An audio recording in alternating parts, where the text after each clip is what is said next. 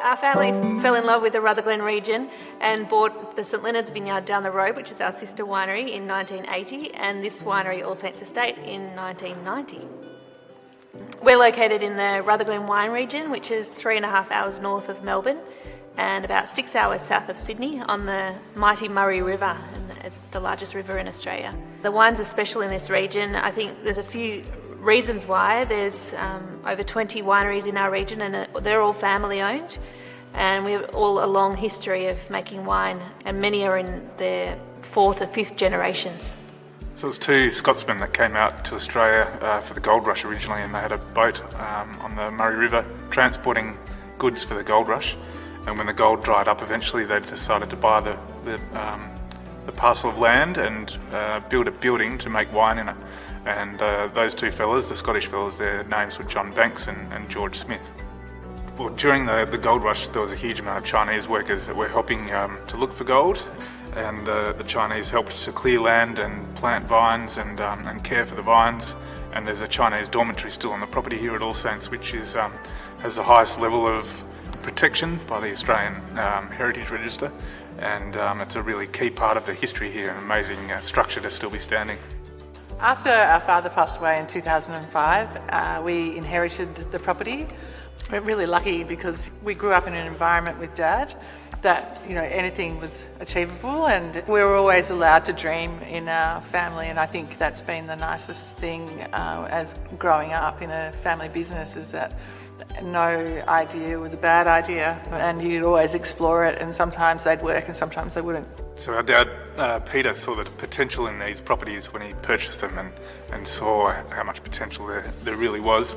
So if you started with good wine, people will visit, and from there you can look at other business opportunities. One of the beautiful things about All Saints Estate is that we're still using the old historical winery facilities, so open concrete fermenters that hold around 7 to 8 tonne of grapes, and then when the grapes are ready to be pressed, we dig the fermenters out into an old 1880s basket press that came from France 140 years ago. We also have a one-hat restaurant called The Terrace. We also opened up a little wine bar in the main street of our local village, Rutherglen, which is a place that we all go and have a glass of wine with all the other winemakers in Rutherglen on a Friday night, which is good fun. Apart from growing grapes and making wine, we have a very strong and loyal customer base, particularly with our wine club members. And then there's lots of events, music events and weddings and corporate events. So we're really proud here at All Saints Estate to be able to say that we've enjoyed 5 stars from James Halliday for over a decade due to some very fun winemaking. I think over the years we've worked really, really hard to make sure that everything that we do is of excellence, and excellence is something that we're always striving for, whether it's our wine or our food or our accommodation or our customer service. I think that's paramount to us.